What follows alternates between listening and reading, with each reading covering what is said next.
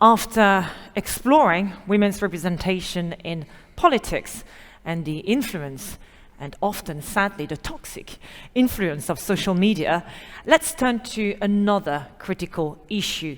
It's the influence of technology and artificial intelligence, in particular, on our lives, on our organizations and society at large, and what it means for gender representation, inclusion, and diversity of thinking. How will all those developments and advancements in technology affect our ability to engage in meaningful dialogue and celebrate diversity? Well, let's find out. Our next guest is Stacy Janiek. She is Global Deputy CEO at Deloitte. And thank you for joining me right now on stage, Stacy, please. Thank you.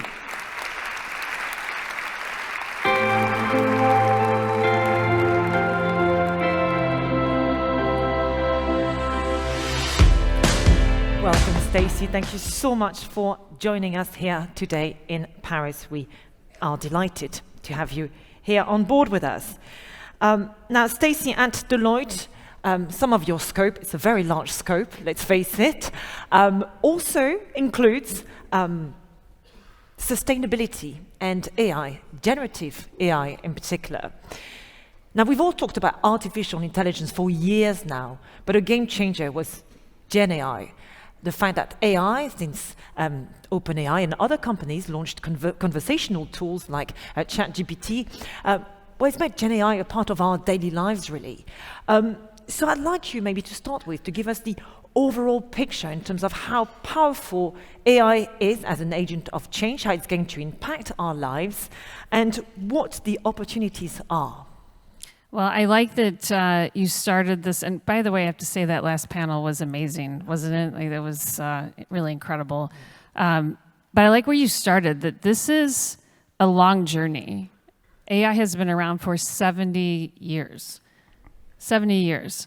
The last 20 is really where the deep learning has come into play, and I think we are having daily interactions in a developed world with Gen AI. And the opportunity set, I'm incredibly excited about the opportunity set, because we're starting with something that allows us to automate the routine, to automate those things that are, I think we find trying in our daily lives. And we're moving beyond that. We're moving beyond that. So you mentioned OpenAI. OpenAI's last release last month, O1, introduces the ability for reasoning. I think that is an incredible advancement. It opens the door from an innovation standpoint in a way that we have not encountered. So it is particularly adept at math, it's particularly adept at coding, it's particularly adept at science. So if you think about the advancements that we've made in drug discovery, the reduction in time that has occurred in that has been phenomenal.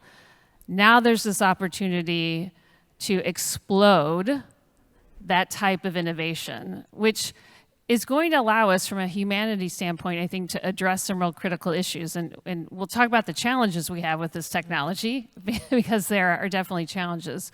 But I think the opportunity for us to really address some of the significant issues of humanity with what this technology can do that we cannot do on our own is pretty profound.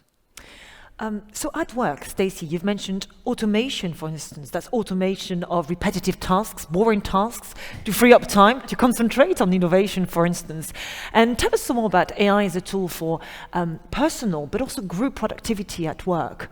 What else can it do rather than just automation? It's got so many more applications. Yeah, so it's really interesting. We're working at Deloitte, we're working with a iconic global brand to help their recruiting department. I'll just give you a real life example.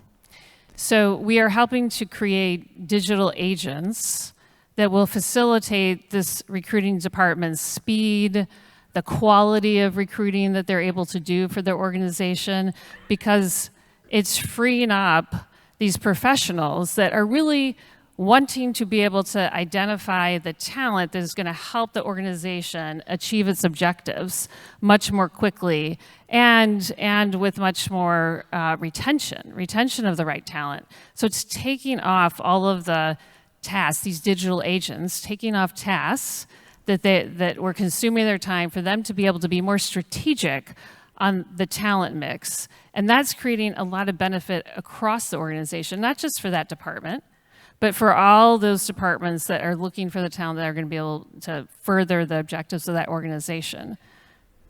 So a richer talent mix, which is exactly what we're discussing here, AI for diversity. But let me ask you something else.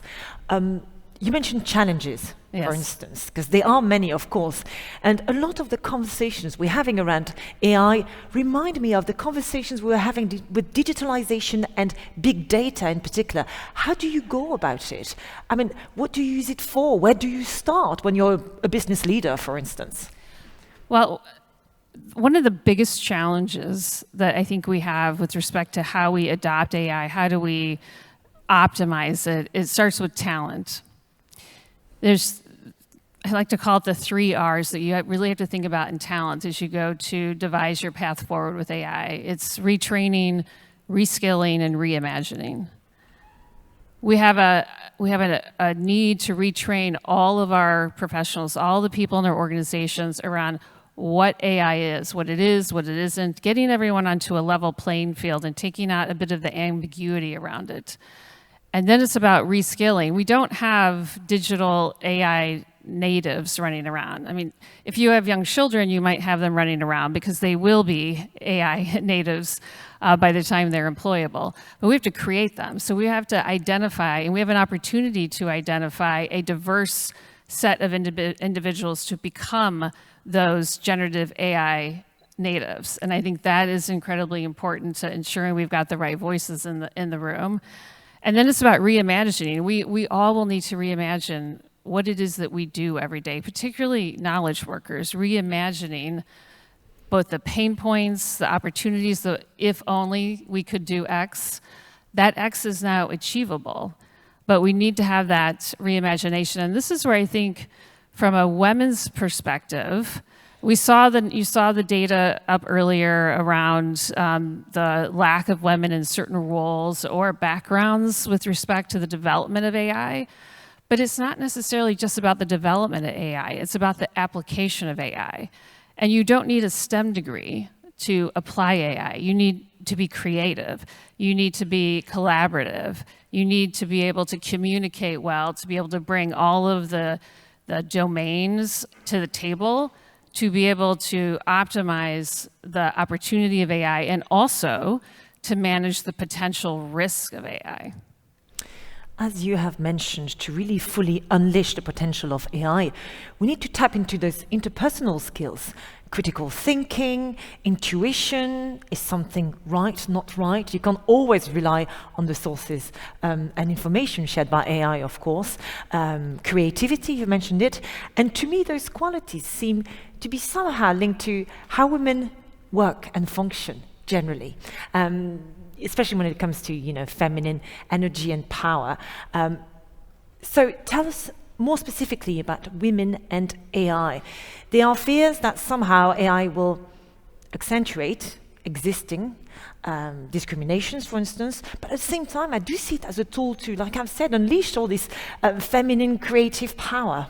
Yeah, we have to have a framework as we go about this. I think it's really important that we think about ethical tech, right? That we embed a human-centric approach to the technology that will allow us to have the diversity of perspectives, the diversity of experiences embedded into the application of that technology.